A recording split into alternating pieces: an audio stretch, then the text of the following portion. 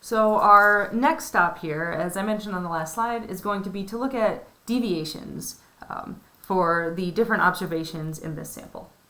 And a deviation is given by the following formula. X, which refers to any observation, minus x bar, which refers to the mean.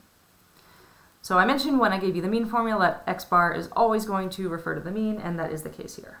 I will write this out also. So x is an observation, and x bar is the mean for all the observations in the sample.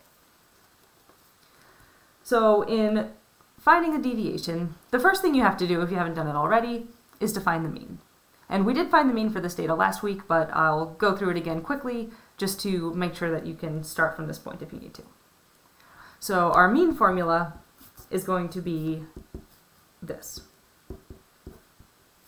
The mean is given by the sum of your observations divided by the total number of observations. So we can use this, plug in all our observations here,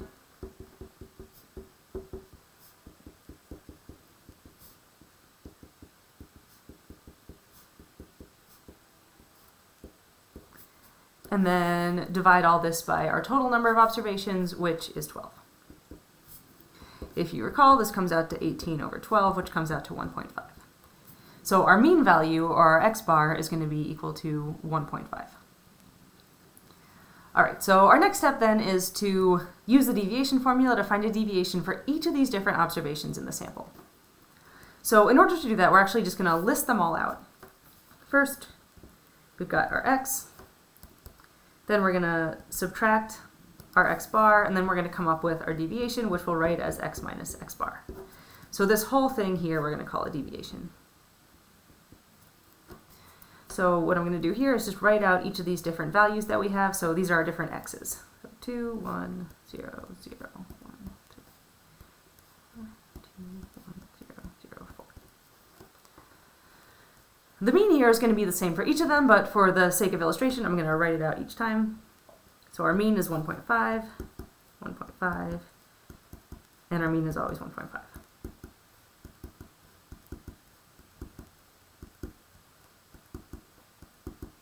So to get our deviation, we're just going to subtract the mean from each of these different observations.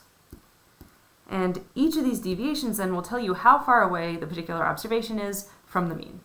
So here, 2 minus 1.5 is equal to 0.5. 1 minus 1.5 is equal to negative 0.5. 0 minus 1.5 is equal to negative 1.5, and so on. So I'm going to fill in this list here, and then we'll have our list of deviations.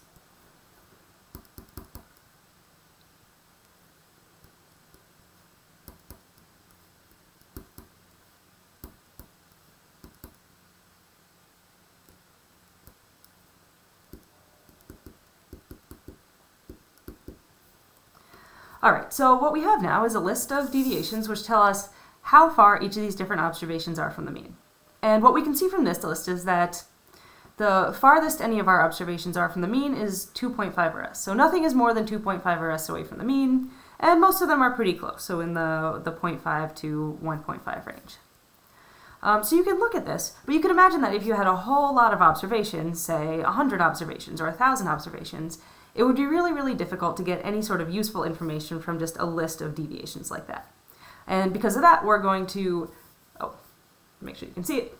And because of that, we're now going to jump back in and we're going to see how we can use this list of deviations to come up with a single number that will tell us about how spread out all the data are around the mean. But before I do that, just as a quick reminder, if you add all of these up, and you can always do this to check yourself, it's going to come out to a total of 0.